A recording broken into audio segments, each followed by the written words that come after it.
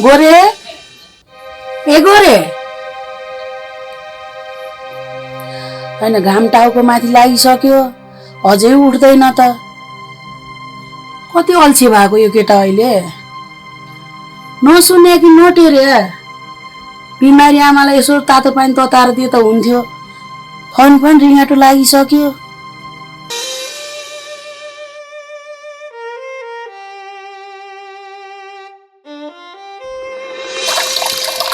चमेली ए चमेली के भयो किन लगाऊ हजुर दाइ के हुनु रे दाइ माइतीकाले धन सम्पत्ति देखेर आफू भन्दा बुढोसँग बिहे गरेर पठाइदे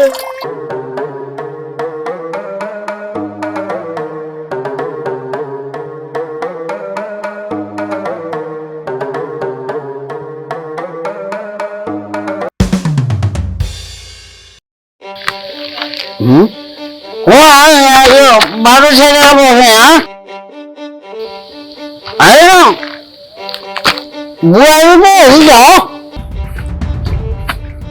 होइन कति कराको पानी लिएर त आइरहेको छु नि तँलाई पानी लिएर आएको होइन लुगा लुगा त्यो पानी लुगा फेरि बस्छ मुखमुखै लाग्ने होइन त होइन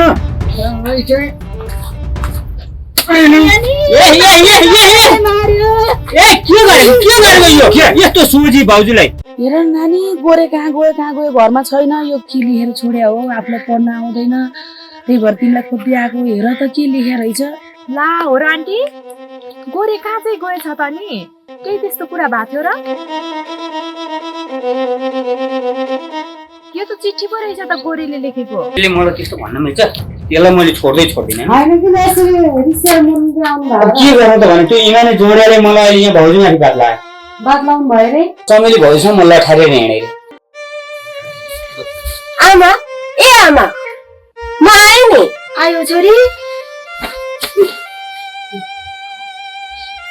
आमा तपाईँ त धेरै चिन्तामा देखिनुहुन्छ के भयो भन्नु त केही भएको छैन छोरी अलिकति थाकेको भएर त्यस्तो देखिस होला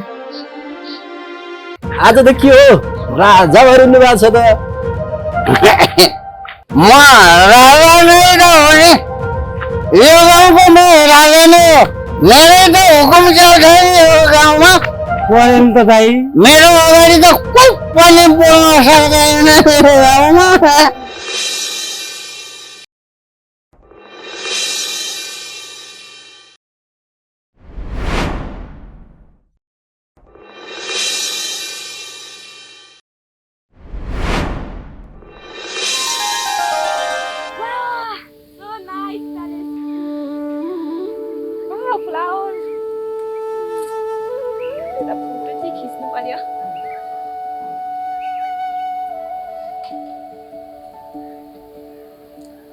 अब यता भ्यूको पनि देखाउनु पर्यो यस्तो राम्रो ठाउँ छ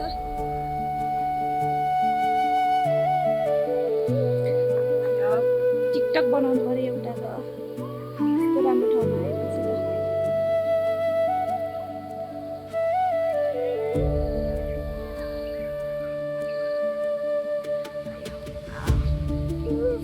वाउ होइन टिमुरे दाइ हाम्रो गाउँ यति राम्रो मान्छे को आएछ खै को मैले पनि चिने होइन भर्खर देख्दैछु उतै गएर चिन्जान गरौँ न ल ल जाउँ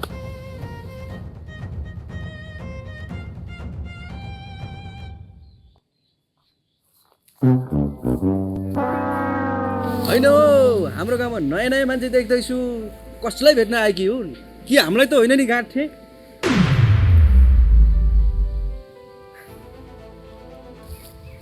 है नि नानी त लाटी पो हो कि क्या बोल्दिन नि त जे भयो नि केटी चाहिँ च्वाख छ के कसो दाइ त्यही त राम्री मान्छेहरू भाउ खाएर नबोलेको त पटक्कै नसौनी गाँठे हो नि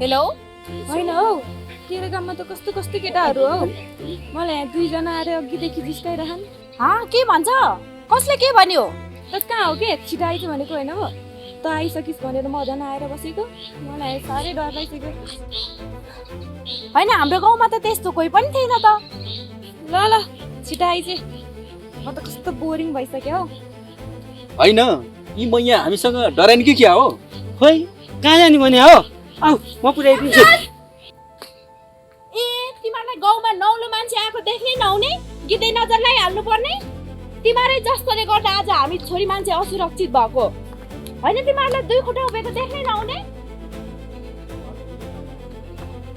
होइन हौ हामीले यी नानीलाई के नै गर्दैछ र झन् नयाँ मान्छे देखेर कहाँ जानला हो पुर्याइदिन्छु पो भनेको त होइन बेरे म एक्ली केटी देखेर अघिदेखि जिस्काइराखेको छन् यिनीहरू के भएको हौ केटी देख्नु नपाएको जस्तो म झन् सहरदेखि बोरिङ भएर यसो फ्रेस हुन्छु तेरो गाउँ पनि घुम्छु भनेर आएको आज पहिलो दिन भएर मात्रै हो नत्र यस्ताहरूलाई कसरी तलाउनु पर्थ्यो मैले राम्रोसँग जानेको थिएँ पाखेहरू हे त्यस्तो नमान सबै ठिक हुन्छ म आइसकेँ त यस्ताहरूसँग के कुरा गरेर बस्छस् के हिँड्छौँ बरु म तँलाई मेरो गाउँ घुमाइदिन्छु ल ल जाऊँ पहिला गाउँ घुम्नुभन्दा पनि तेरो घर जाऊँ रेस्ट गर पनि जाउँला नि होइन हौ यो देशमा त भलाइको जमानै छैन त राम्रै गर्दा पनि नराम्रो बनाएर गयो त केटीहरूले त्यही त राम्रो हुनु नि पापै हो ए साँच्ची इमान दाईको घर गएर के गर्दैछन् होला कि झगडा गरे कि भाउसँग अस्ति उचालेर पठाएको थियो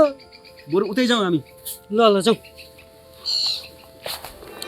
बुढा घरमा रासन पानी सकिया थियो पैसा दिनु न म बजार गएर लिएर आउँछु होइन हामी दुईजना बुढाबुढी होइन रासन चाहिँ कति चाँडो सकिन्छ हो बुढी के भएर सकिन्छ हो एकछिन होइन कस्तो कुरा गर्नुभएको हामीले रासन ल्याए कति भयो थाहा छ तपाईँलाई अचम्म छ खाने बेला आफूलाई मिठो मिठो खानु पर्ने उल्टे मलाई दोष लाउने कहिले घर बसेर घरधन्दा गर्नुभएको छ तपाईँले गरे भए पो थाहा हुन्छ र बाहिर बसेर मुख चलाउनु त धेरै सजिलो हुन्छ छोरा मान्छेलाई ए मैले चाहिँ घर धन्दा चुलो चौको केही गरेन होइन त मैले खालि मुख मात्र बजाएर बसेँ तिम्रो नजरमा त त्यही देख्यो होइन त हो त नि कति नि मैले के नै गरे जस्तो भरेको लागि रासन छैन भन्दा भाषण साट्ने दुनियाँ भयो मैले तिमीसँग बोलेरै नसक्ने भएँ अब हामी दुईजनाको परिवार छौँ दुईजनाको परिवारमा रासन किन चाँडो सक्यो भनेर मैले बुझ्न पनि नपाउने भएँ त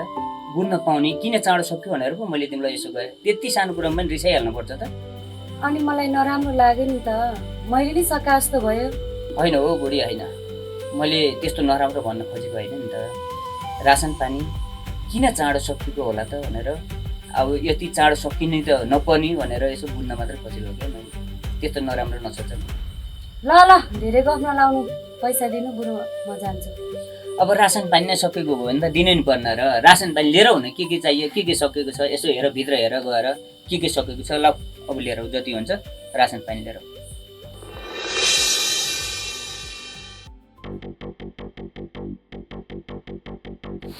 ओहो विनिसा नानी नौलो मान्छेको साथमा कताबाट हो हामी यतै गाउँतिर डुलौँ कि भनेर नि ऊ चाहिँ मेरो साथी हामीसँगै कलेज पढेको सहरदेखि गाउँ आएको त्यही भएर उसलाई नि यता डुलाउँदै हो मजाले गाउँ डुलाउनु पर्छ है अनि हजुर कता हिँड्नु भयो त पहिला हेरी सुध्रिनु भएछ ए तेरी म कहिले पो बिग्रेको थिएँ र हौ मलाई हजुरको बानी थाहा नभयो र पहिला मलाई त्यसरी जिस्काउनु भएको छ्या त्यो त मजाक पो गरेको त बरु यसो जाऊँ न गोरेको आमाले के गर्दैछन् होइन गोरे भनेको चाहिँ को हो फेरि गोरे गोरे हाम्रो गाउँको एकदमै असल इमान्दार व्यक्ति थियो गरिबीको कारणले बिचरा आमालाई एक्लै पारेर अहिले सहर गएछन् ए ल जाऊँ न त तिमीहरूको कुरा सुनेर मलाई पनि आतुर लाग्यो उहाँ आमासँग भेट्न ल जाऊँ उतै गएर कुरा गरौँ ल उतै गएर कुरा गरौँ है हुन्छ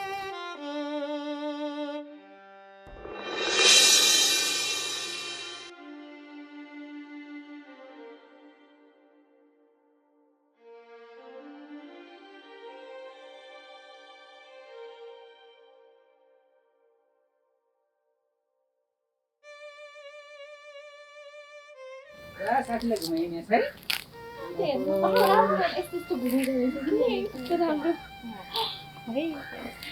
आन्टी ए नानीहरू पो हेर न बर्खा लाग्यो आँगनमा झार पलाएर लामखुट्टेले टोकेर हैरान बनायो त्यही भएर यसो खोलिरहेको अनि कता हिँडेको हो बस न एकछिन नयाँ नानी देख्छु को हुन् त यिनी?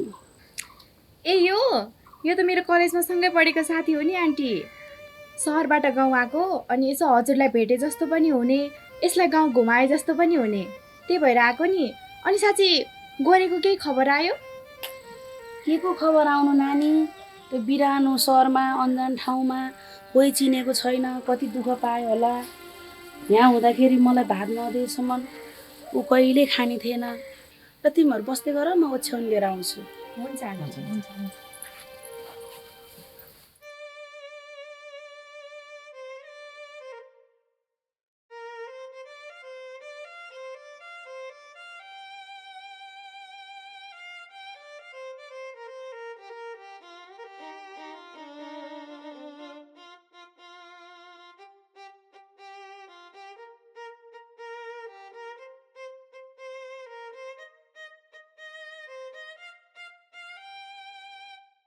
आन्टी, गोरेजी पनि भर्खरै जानुभएको रहेछ।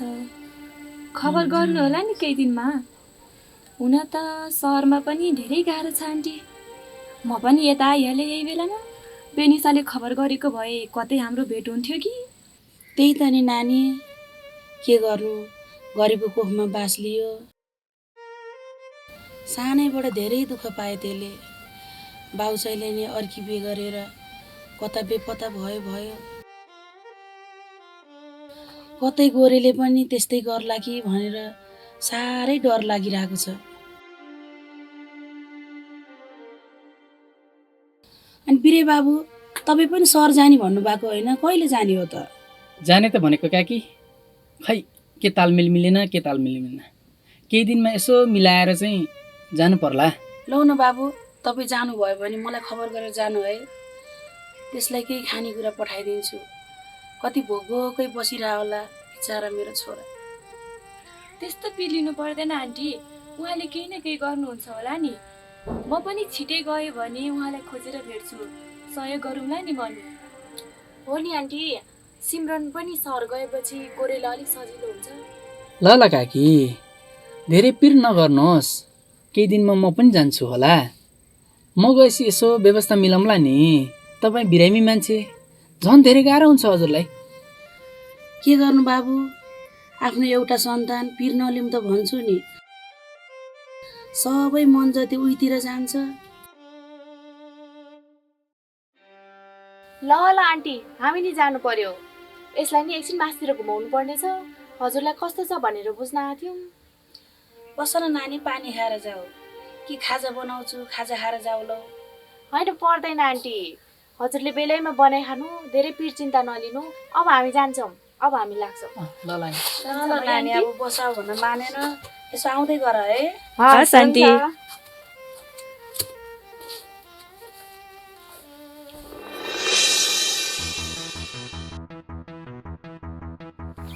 होइन हरिबोल, आजभोलि भोटुकी दाई कहाँ गएछन् यार? देखेरै छैन त। खोइ, फोन गरे फोन पनि उठाउँदैनन्। भेट भएको भए त गफ गरेर दिन बिताउनु सजिलो हुन्थ्यो नि। जाउँ एकपल्ट हेरौँ न। होइन, को मान्छे इमान्दार होइन भने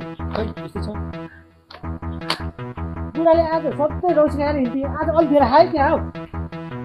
उठाउ टाउको चोटी लागेको छ यार।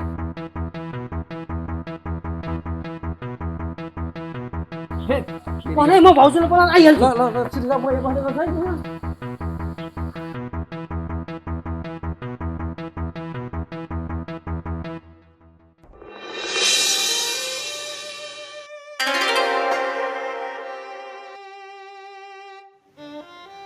होइन, यो बुढोलाई आज के भएछ? झोक्राएर बसिरहेको छन् त। सोध्नु पर्यो कि के हो? अहिले फेरि मलाई नै नराम्रो बनाउँछ। के सोध्नु व्यर्थेमा? सोध्दिनँ। केही न केही त भएकै छ, सोध्नु पर्यो। ए बुढा, के भयो आज? सदा त साँडे गोरु कुर्ले झैँ कुर्लिन्थ्यौ त, आज त नुन खाएको कुखुरा झैँ गरे झोक्राएर बसिरहेछौ त। आज मैले धेरै कुरा सोच्दैछु चमेली। मैले जाँड रक्सी खाएर भन्न नहुने हुने, गर्न हुने गर्न नहुने सबै थोक गरे। मैले तँलाई धेरै दुःख दिएँ। मैले तँलाई त्यति दुःख दिँदा पनि त मेरो बुढी भन्दा पनि मेरो प्राण बनेर बसेस्। मैले त्यति धेरै दुःख दिँदा पनि तैँले मेरो घर, मेरो छोरी, मेरो इज्जत सम्हालेर बसिस्। त्यसैले मलाई आज धेरै आत्मग्लानि भइरहेछ। त त धेरै साहसी महिला रहेछस् चमेली। त्यसैले हुनसक्छ भने मलाई माफ गरिदिए चमेली। होइन, आज घाम कताबाट झुल्केछ? साँच्चै मेरो पैको बुद्धि पलाकै हो त? अब तेरो बुढो सुध्रिसक्यो बुढी। आज मैले धेरै कुरा सोचेँ मेरो घर परिवारको बारेमा। अब छोरी पनि ठुली भइसकी, अब त्यसलाई पढाइ लेखाइ पनि गराउनु पर्नेछ। तैँले सकी नसकी गरिस्। अब तैँले मात्र होइन, अब दुवै बुढाबुढी मिलेर गर्नुपर्छ।